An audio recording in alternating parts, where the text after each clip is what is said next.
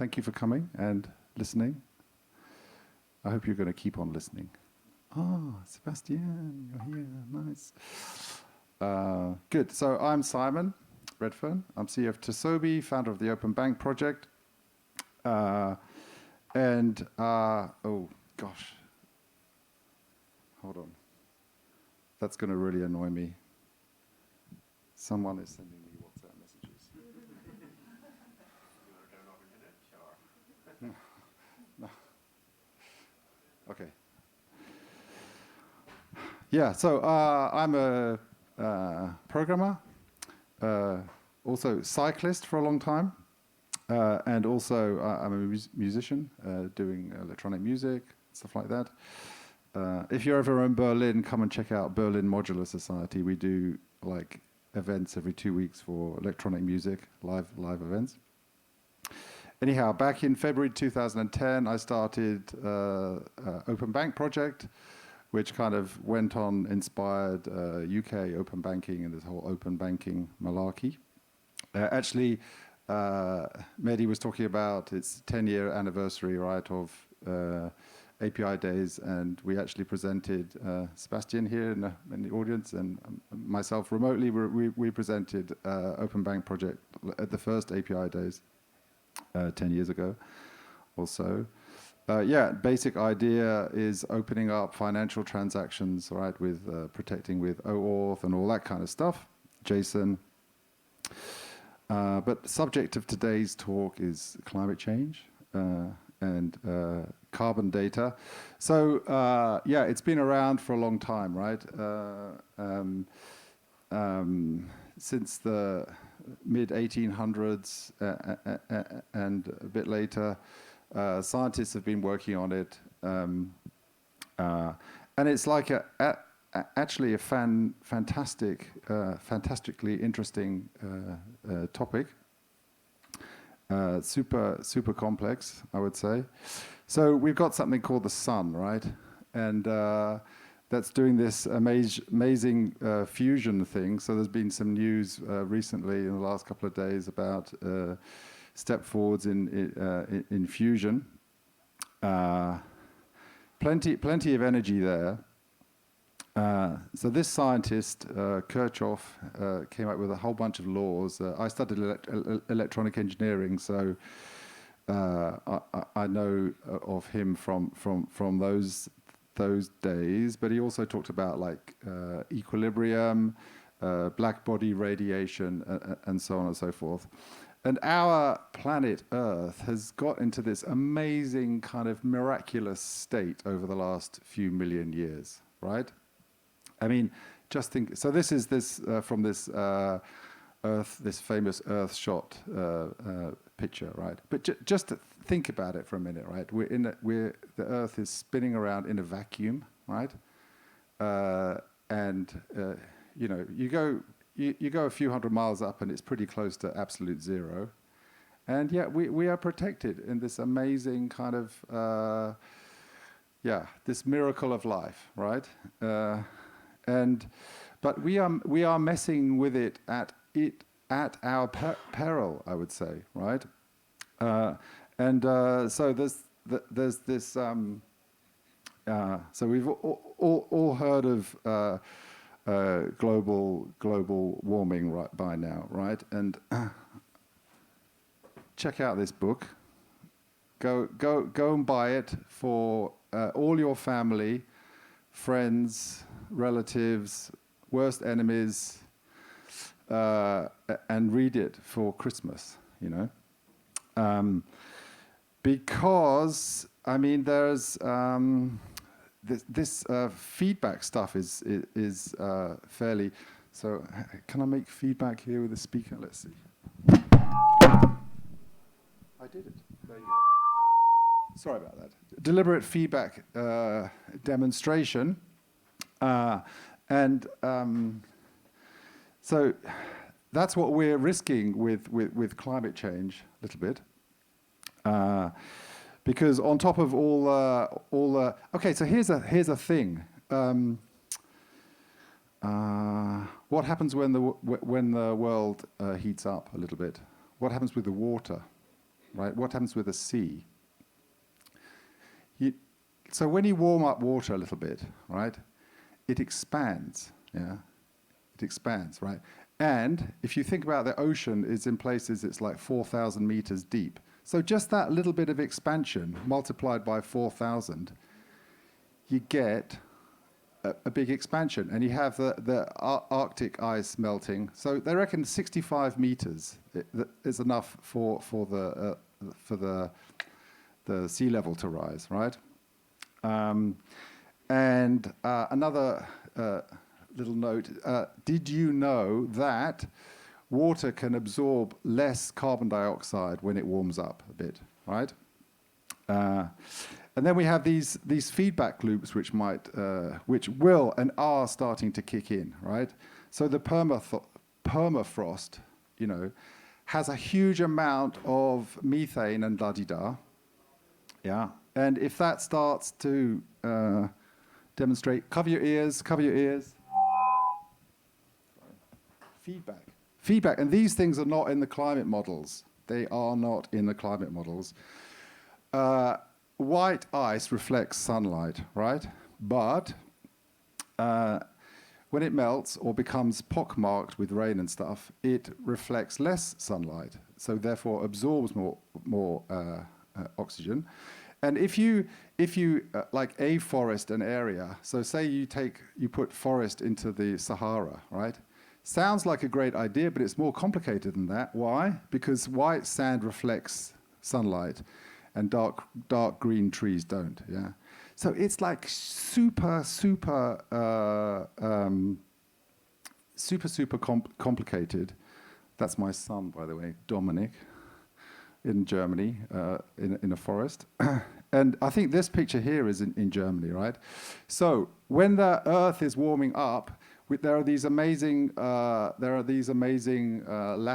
wind flows around and about. It's all in this book. You can read it. When the Earth warms up, the air flows, they diverge. They kind of wobble around, right? And what happens is that you get these extreme weather patterns, and they're extreme, but they also move more slowly, right? So if you've got something really hot, a really hot weather front, it passes over the land more slowly, or cold, the same thing.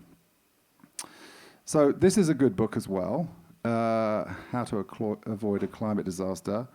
And it breaks it down, these CO2 equivalents, into these 5 different areas, which are well worth looking at. And then this book. So I've mentioned a couple of things, but it's not all by Greta, right? There are like, I don't know, 20, 30 articles in there, all 2 or 3 pages by different experts and so on. So, but equity is one point, right? And it talks about like if the top 1% of the carbon users reduced their emissions, their personal levels, down to the average EU level, we would cut 33% of global emissions, right? So it's just like the people jetting around all the times and having huge houses and all the rest of it, you know, not good. She also talks about, or the authors in the book talk about these loopholes. So biomass is like when you burn wood and so on to make fuel. And this is not in these, somehow there's a loophole which says this doesn't need to be included in the carbon emissions, but it should be. Also container shipping, which is massive, when you have these 400-meter long container ships coming from China and going back with waste and da-da-da-da-da, that's not included in national numbers and so on. And another point that's made is that carbon capture, so this is scrubbing carbon out of the atmosphere, and then somehow grabbing it and pushing it underground. Really cool and super interesting, right? But it's kind of touted as and there's a company called Climeworks in Switzerland. I sent them some money, you know. It's like really throwing money into the ground, right? But but it's touted as a kind of solution, but it should be it should be done at massive scale, yeah? And it's not really. It's like, it's left to kind of, some individuals and so on. It should be done at a kind of government level type thing. Another little tweak about climate change. When the climate changes, the migrating birds, they have got their natural rhythmic pattern going, has been built up over hundreds of thousands of years or whatever, right? So they do it anyway, but the insects, like in the local place, they might come out or die off or whatever at a different time because of the temperature has changed. So there's this mismatch then, right? So then you might have more pests because the birds are not there to eat the insects, et cetera, et cetera. Okay, so scope 1, scope 2, scope 3, different ways of counting what the emissions are. And actually, I still can't quite get my head around it. So I've got a couple of slides here, but as you can see, the different companies have their emissions are spread differently depending on the type of stuff they do. So whether they're a bank or whether they're a manufacturing company, et cetera, et cetera. But you can see that scope 1 and 2 is like more direct things, and scope 3 is like further away from your direct operations. So let me show you this little video, because one of the things that Greta is talking about is educating ourselves, right? And so I play you this little video.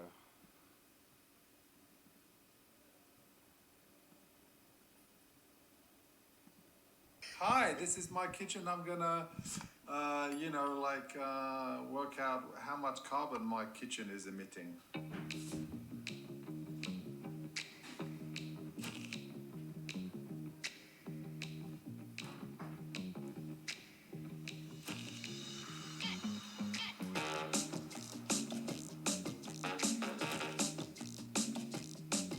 Let's go to my studio, living room. Cool, come on. In here we have this piano, 1904 Bechstein. And we also have these synthesizers here, which are pretty much all new, except for these ones which come from the 80s and 90s. And then we have this Moog synthesizer here. Now, let's go to the bathroom, which is a disaster zone. Come on.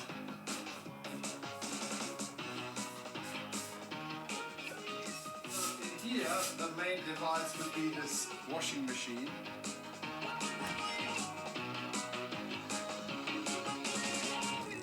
And obviously this beautiful bathtub.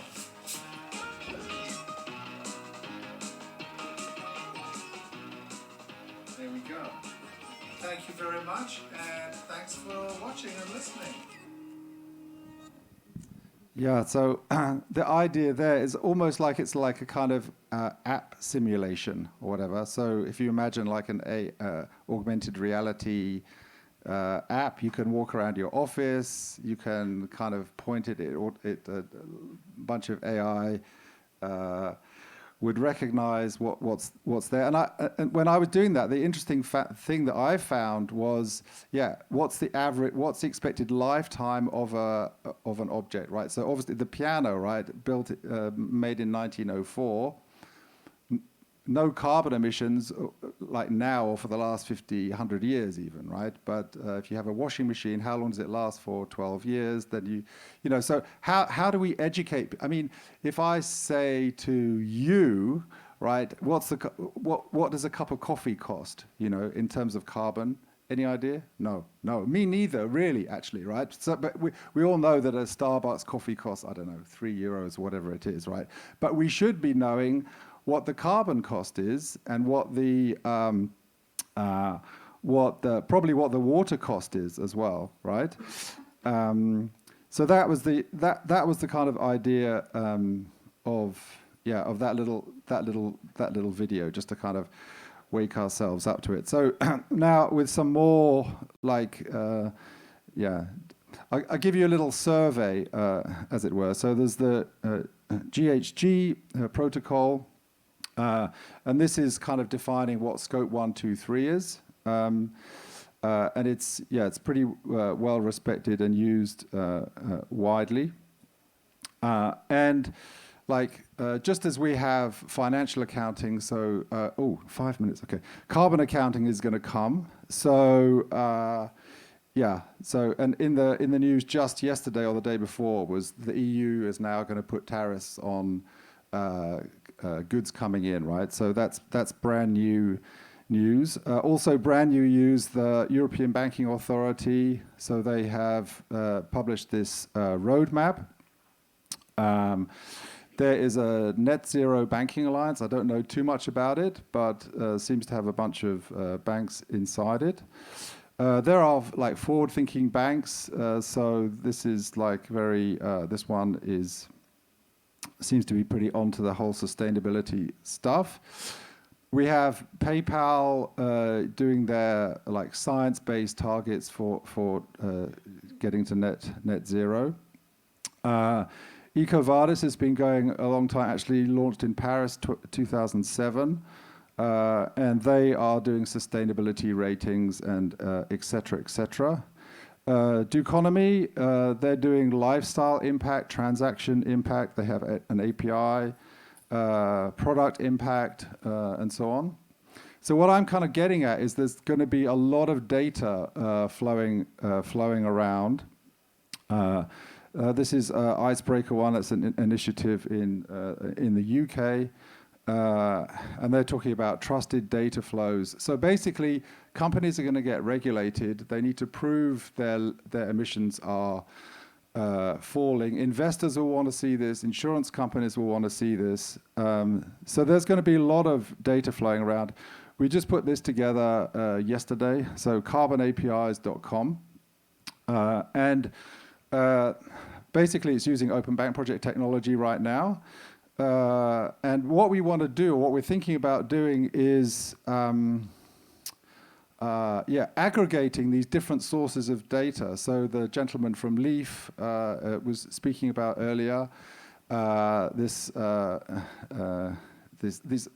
There will be many companies, right, who specialize in certain things, who have carbon footprint of, I don't know, just washing machines, right? Or just tractors, or just flights. Actually, because I took the train here from Berlin. I don't fly in Europe, haven't done for many, many years now. Even Scandinavia, I will take the train, right? But to get the carbon footprint of just that train journey is not easy to find, right?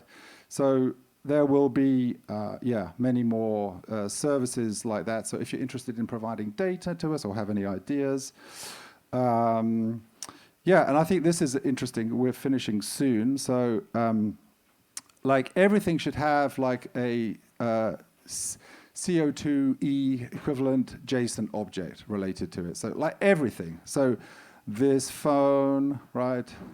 This cable that didn't work, this laptop, this book, me, my shoes, everything should, because then we can have a web of data, and every estimation method will be different, right? So Duconomy might provide their method, EcoVadis might provide their rating, their number. And then we can sign this, so we can, we can make it into a JOT, sign it, and then we have a web of carbon data a bit, And but as good old Greta points out, it's data is not going to solve the problem, So this is where it comes to the Buddhist kind of meditation malarkey, just basically being aware of everything that we do, right? And being compassionate. So the gentleman was talking about Pakistan earlier, right? So every time we buy a new, I don't know, whatever, mobile phone, or we jump on a flight, you know, to go and have a couple of nice weeks in holiday, someone else is suffering because of that, right? Someone else is suffering, right? And there's only so much like tree planting we can do. So yes, we have to invest in these carbon sequestration technologies and at a massive scale, but we also have to change our behavior. We have to realize that we are all interconnected, and that, yeah, that we're dependent on each other. So, yeah, how much meat do you eat or not? How many flights, etc. If you're interested in Buddhism, by the way, and ecology stuff, this group in the US, EcoSattva, is really interesting. Yeah, so talk about it. Like the Flight Club, talk about it, right? And yeah, and companies will move there. I mean, it's going to happen. Big time regulation is going to happen because the problem is going to get worse faster than we think. Just wait until the summer, right? Just wait until the wildfires in the summer. And more regulation will come, like it's been announced in the last 2 days, and it needs to. So that's me. Thank you for listening. Questions? Thank you very much, Simon. Let's all give him a very big hand. I'm sure there are plenty of questions. Yes, please.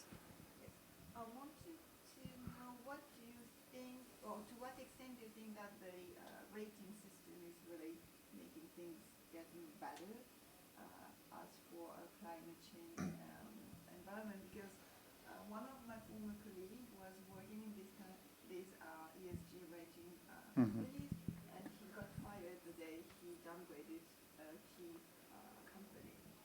Right. Well, then was he a whistleblower? Did he talk about it? Because then obviously the rating company should be, you know, that's why there need to be multiple rating companies, right? And rating companies will,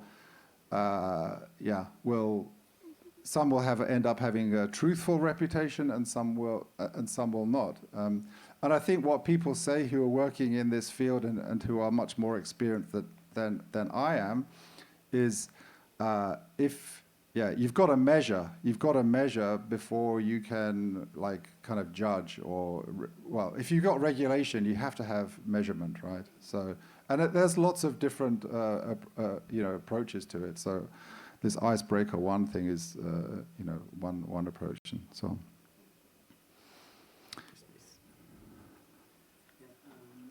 You mentioned several methods of measurement. You were mentioning several methods of measurement. And how could we? Thank you for pointing out that each company may have a different method of measurement and taking different scope. And how can we accelerate the convergence to some standard to have things comparable? That's one thing. And the other thing is, okay, we focus on carbon, but we know it's not just the ultimate measure. There's much more than carbon in this problem. And all the environmental impact or social impact are a bit complex, but we focus on carbon because we more or less can measure this. But how can we extend that to more like a holistic approach? Because otherwise I feel we are just transferring the problem on other things like mining metals and killing biodiversity and so on, that are, even if we solve carbon but we transfer the problem, we didn't solve anything. Yeah, thanks for the question. So that's what the E stands for a bit, right? The CO2E means carbon dioxide equivalents, and so that would include other gases like methane, nitrous oxide, that kind of stuff.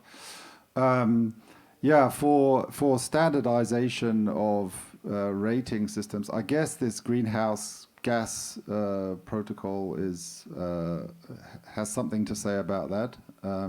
But there will be different organizations doing it and specializing, right? So there was a really good talk yesterday by the guy from Google, and the way they are kind of dividing their platform by the usage to get like how much what your carbon footprint is for using like Google Docs or something like that.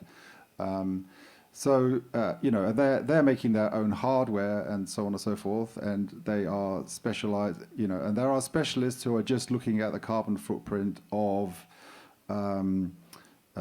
electronics, right?